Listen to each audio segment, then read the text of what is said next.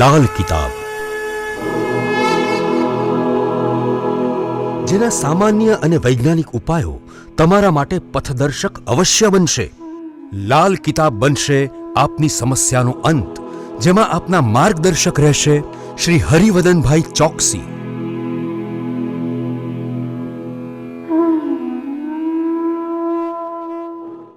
નમસ્કાર મિત્રો, હું હરિવદન ચોકસી આપ સૌનું સ્વાગત કરું છું. મિત્રો, આજના વિડીયોમાં આપનું ખૂબ ખૂબ સ્વાગત.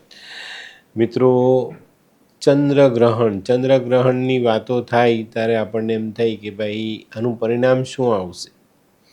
ચંદ્ર મનથી જોડાયેલો ગ્રહ, અને ચોક્કસ મિત્રો ચંદ્રગ્રહણ પછી ઘણી વખત દુનિયામાં અશાંતિનો અનુભવ થાય. અને અત્યારે આપણે શનિના રાશિ પરિવર્તનની રાહ જોઈ રહ્યા છે. 29/3 શનિ મહારાજ કુંભમાંથી મીનમાં જશે. અને આ વખતે જે ગ્રહમાન બને છે ને, એની બહુ બધી ચર્ચા આખી દુનિયાના જ્યોતિષોમાં થઈ રહેલી છે. ઘણા બધા ખોટા પરિણામ આવવાની શક્યતાઓ દર્શાવાઈ રહી છે. ચોક્કસ ગ્રહમાન એવું છે તો ચિંતા થાય. પણ મિત્રો, તારીખ 14/3/2025 ફાગણ સુદ પૂનમને દિવસે થનારું ચંદ્રગ્રહણ આવનારા સમયમાં જે કંઈ બી ઘટનાઓ ઘટવાની સંભાવનાઓ બતાવવામાં આવી રહી છે ને, એના શ્રી ગણેશ કહીએ ને તો ચાલે. આ દિવસે ચંદ્રગ્રહણ થવાનું.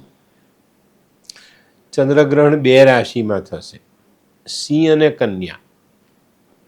સિંહમાં લાગશે અને કન્યામાં ચંદ્રગ્રહણનો મોક્ષ થશે. તો આ ગ્રહણ દરમિયાન ચંદ્રમા 2 રાશિમાંથી પસાર થશે. વિક્રમ સંવત 2081 ફાગણ સુદ પૂનમ શુક્રવાર તારીખ 14/3/2025 ગ્રહણનો સ્પર્શ છે. સવારે 10:39:40 ચંદ્રગ્રહણનો સ્પર્શ થશે. હવે આ ગ્રહણ ભારતમાં દેખાવાનું નથી, એટલે અહીંયા આગળ પહેલેથી જેવું કહેવામાં આવ્યું છે કે ભાઈ આ ગ્રહણ આપણે પાડવાનું નથી. ભલે ભારતમાં દેખાવાનું નથી, પણ મિત્રો દુનિયામાં ચંદ્ર નામનો જે ગ્રહ છે તે એક જ છે. અને જ્યારે એની પર ગ્રહણ આવે ને, ત્યારે આખી દુનિયા પર જ અસર આવતી હોય. ભલે આપણે એને પાડીએ કે ન પાડીએ, પણ ચંદ્ર પર જે અસર આવે છે એની અસર આપણા બધા પર થાય જ છે. આ ગ્રહણ અમેરિકા, પશ્ચિમ યુરોપ, પશ્ચિમ આફ્રિકા અને પેસેફિકમાં આ ગ્રહણ દેખાવાનું છે. આપણા ભારતીય ટાઈમ પ્રમાણે સવારે 10:39:40 ગ્રહણનો સ્પર્શ થશે.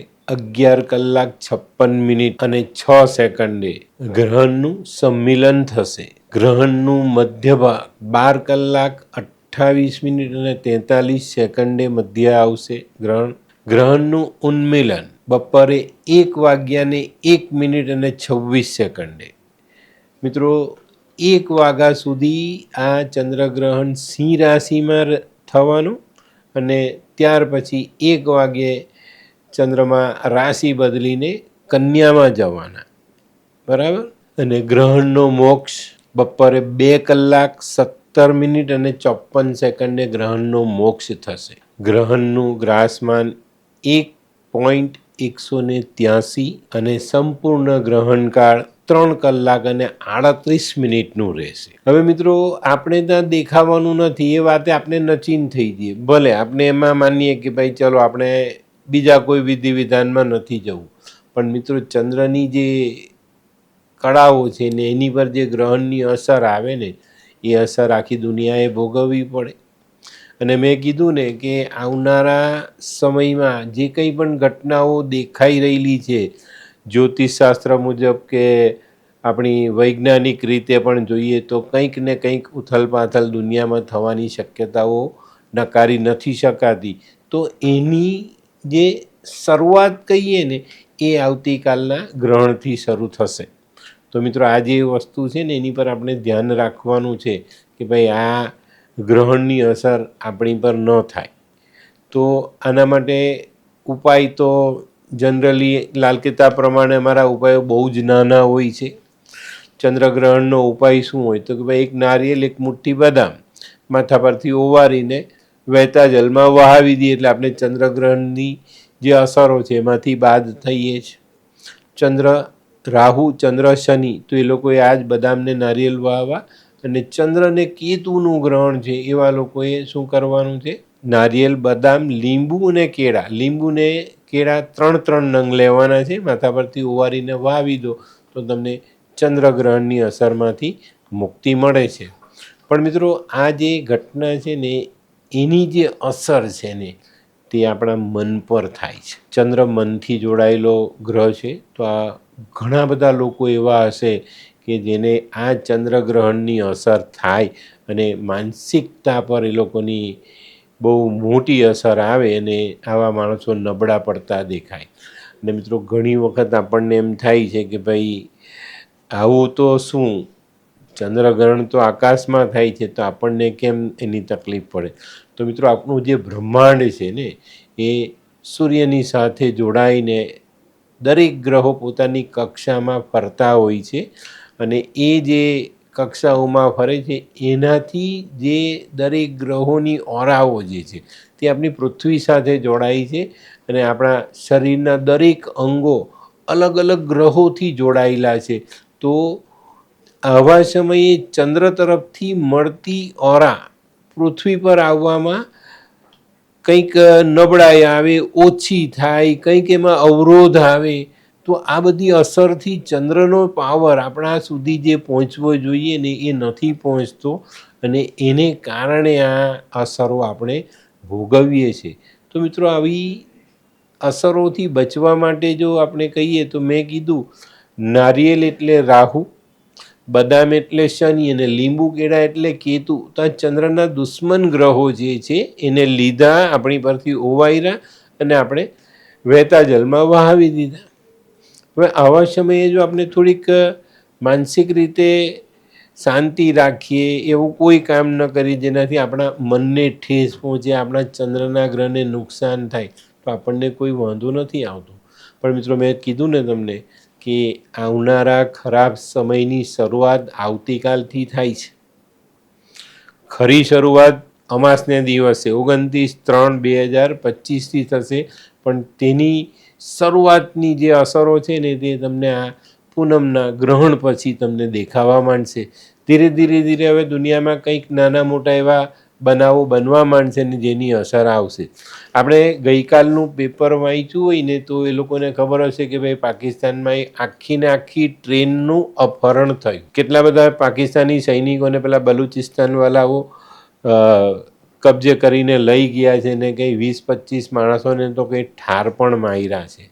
તો આવા બનાવોથી દુનિયામાં અશાંતિ ફેલાય અને તકલીફો વધે. તો આ ચંદ્રગ્રહણ પછી તમારે બધાએ સજાગ રહેવાનું છે, ને આપણને નુકસાન ન થાય ને એવો વ્યવહાર કરજો, એવી રીતના આગળ ચાલજો, ખોટી જગ્યાએ પર જવું નહીં, વગર કામે રખડવું નહીં. આ બધી બાબતોને ધ્યાનમાં રાખીએ ને તો ચોક્કસ આપણને ફાયદો થાય છે. ગીતામાં ભગવાને લખ્યું ને કે ભાઈ તમે કર્મ કરો ને હું ફળ આપીશ. ભગવાને સ્પષ્ટતા કરી કે તમે જે કરશો તે હું આપીશ.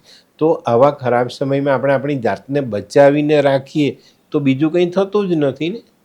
અને મિત્રો હું ચોક્કસપણે કહું છું કે આ ચંદ્રગ્રહણ પછી નાની મોટી સમસ્યાઓની શરૂઆત થશે આખા દેશ દુનિયામાં, અને આનાથી પછી જે આવનારા સમયની અશાંતિ છે ને એનો અહેસાસ આપણે આ ગ્રહણ પછી થવા માંડે. તો મિત્રો ઉપાય તો મેં તમને બતાવ્યો જ છે, તો એ ઉપાય કરી લેજો, અને ચોક્કસ કરી લેજો, જેથી કરીને તમને વધુ નુકસાન ન થાય અને આપણે રાહત મળતી રહે. તો મિત્રો આ ચંદ્ર એ પાણીથી જોડાયેલો ગ્રહ પણ છે. તો આવનારા સમયમાં પાણીથી નુકસાન થવાની શક્યતાઓ પણ નકારી નથી શકાતી.